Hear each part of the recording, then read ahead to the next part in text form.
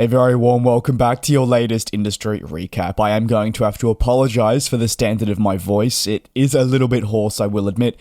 In today's coverage, I'll take a look at Emirates first, who have confirmed that they'll grow the number of cities that welcomed upgraded Boeing 777s and Airbus A380s will feature on moving forward. The Dubai-based carrier confirms that 8 more cities will join key destinations as part of a bid to elevate customer satisfaction levels across key markets. From the 1st of July, Emirates will deploy its newly refreshed A380 to Bangkok. Meanwhile, Hong Kong will welcome the first A380 equipped with 4 classes from the 1st of October, marking the second aircraft with new cabins as Emirates will deploy a retrofitted 777 to this location in the summer.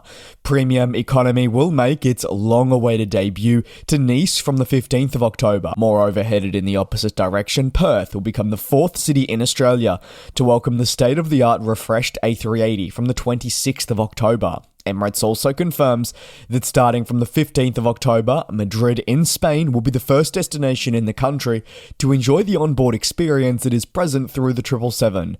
Asia will also see service Aviation bound for Kuala Lumpur, which will see a retrofitted 777 from the 15th of October as well. The newly configured 777 will also be deployed towards Phuket from the 1st of December.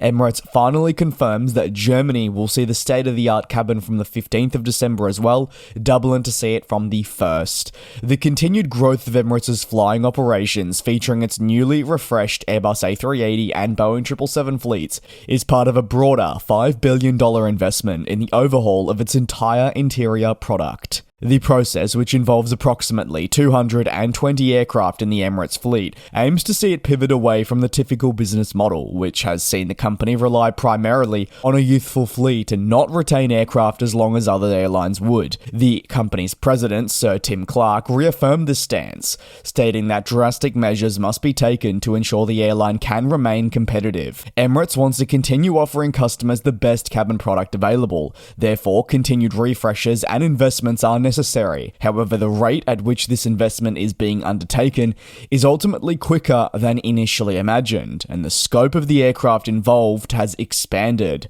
While Emirates prioritizes retrofitting its current operational fleet, persistent delays are a driving force behind the increased investment. The Dubai-based company, for example, is going to heavily rely on the 777X. This a very important upcoming wide-body aircraft. The key word here, upcoming. In an ideal world, and if initial timeframes were met, this plane would have entered service, but it hasn't.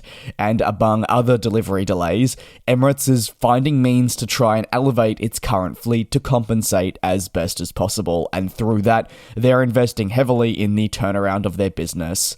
Over to the next story, where COMAC is being rejected by Korean Air, who have said they're not interested in the emerging plane maker. COMAC burst onto the scene, really attempting to take market share away from Airbus and Boeing in the single-aisle division, but has struggled to do so. Given its freshness to the industry and a lack of appropriate certification, many airlines remain hesitant to take the plunge and purchase these produced planes. While China committed to jets produced by the plane maker in numbers, this is not representative of the broader industry and neighbouring locations, who still remain very hesitant. That hesitancy is how Korean Air is approaching the situation, with Walter Cho, its CEO and chairman, speaking with CNBC about the next generation plane maker and what it can offer.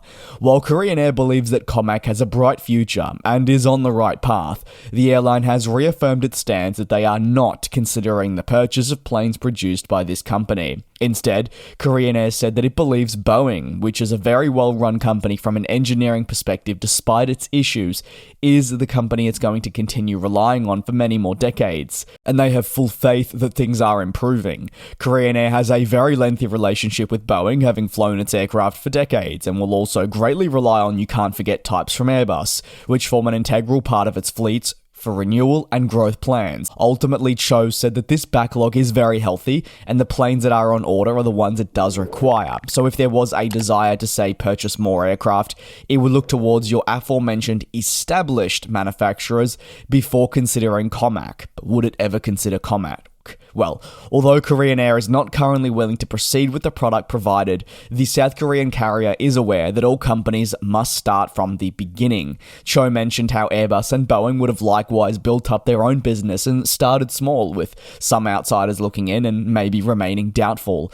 Korean Air said that it may eventually consider the product provided by COMAC, but that would only be if specific requirements were met, and one of the arguably biggest roadblocks of the proper adoption of COMAC-produced planes remains certification. Now, don't get me wrong, there are also other factors. Some would argue that the planes aren't good enough, they are simply not worth their while, there are obviously political tensions that play a role, and so much more. As a result, even if Korean Air were to express interest in adopting COMAC-produced portfolio planes, it wouldn't make sense considering operating them is next to impossible, and also they have very established relationships with Airbus and Boeing. They would need to have an offer they simply can't refuse to bring in a new aircraft type. Industry analysts believe that COMAC may be able to achieve necessary certification across markets such as Europe by early next decade, but that only leaves the door ajar for even better planes to be released by Airbus and Boeing between now and then to counter COMAC.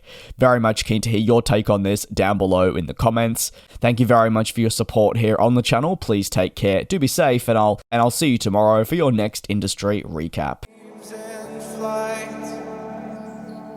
And we'll fly.